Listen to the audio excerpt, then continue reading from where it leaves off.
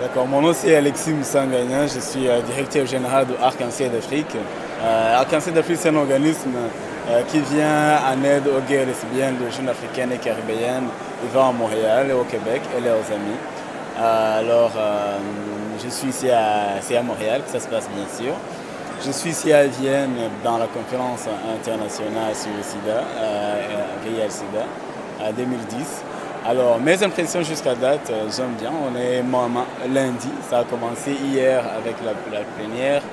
Puis, il y a beaucoup de choses que j'apprends. D'abord, c'est la première fois que je viens dans cette conférence. Je n'ai pas été à Toronto en 2006, ni à Mexico en 2008. La première chose qui m'a étonné, c'est le nombre de gens qui y sont. Avant, je croyais qu'il y avait peut-être 1000, 1500 personnes. Et hier, j'entendais des chiffres comme 25 000. Et rien qu'en voyant la salle, c'est vraiment impressionnant. Et autre chose aussi qui m'impressionne, c'est la présence des Africains et des Africaines dans cette salle. C'est vraiment, je peux dire, c'est presque la moitié des personnes qui sont des participants qui sont dans cette conférence. Alors je vois que au moins maintenant les conférences internationales ne sont pas ce qu'ils étaient probablement dans les années 80, dans les 90, où l'Afrique était de plus en plus manquante, alors que c'est un continent qui est de plus en plus touché. Alors déjà voir ça, c'est quelque chose qui m'impressionne.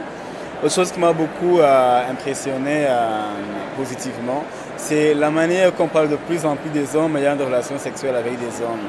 Que ce soit les Africains eux-mêmes, comme hier j'ai entendu Michel Sidibé, qui a parlé de ça, qui a parlé de son engagement envers des hommes ayant des relations sexuelles avec des hommes. On parle de plus en plus de la criminalisation des gays dans les pays africains et comment toutes ces choses-là doivent changer. Et même la femme de l'Afrique du Sud a parlé de ça, Paul, qui a parlé très très bien. Et même Clinton, Bill Clinton en a cité ce matin. Alors je trouve que c'est les gays, les lesbiennes, les hommes ayant des relations sexuelles avec les hommes, peu importe comment ils s'identifient, ont de plus en plus une place importante dans cette conférence. Et ça rejoint le travail que nous faisons à Montréal, en essayant de parler de plus en plus sur le VIH-Sida dans des communautés gays et lesbiennes noires de Montréal, quelque chose qui n'avait jamais été assez parlé à Montréal, au Québec en général.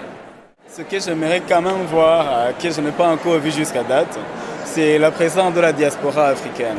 J'ai l'impression qu'on met beaucoup l'accent sur l'Afrique et tout ce qui se passe. Les pays, il y a des délégués de tous les pays pas mal, mais la diaspora africaine ou la diaspora caribéenne dans l'immigration en général, elle est toujours laissée de côté. Pourtant, des fois, ils ont des problèmes ou nous avons des problèmes particuliers dans le pays où nous sommes. Je suis étonné de voir que je suis pratiquement le seul noir venant de Montréal ou très peu venant du Canada, malgré qu'il y a justement une présence des gays, des lesbiennes, des noirs, des personnes infectées par le VIH qui pourraient venir parler, mais ils ne sont pas là, ils ne sont pas très visibles. Alors je trouve que, comme quelqu'un d'autre l'avait même mentionné, que la diaspora est de plus en plus laissée de côté.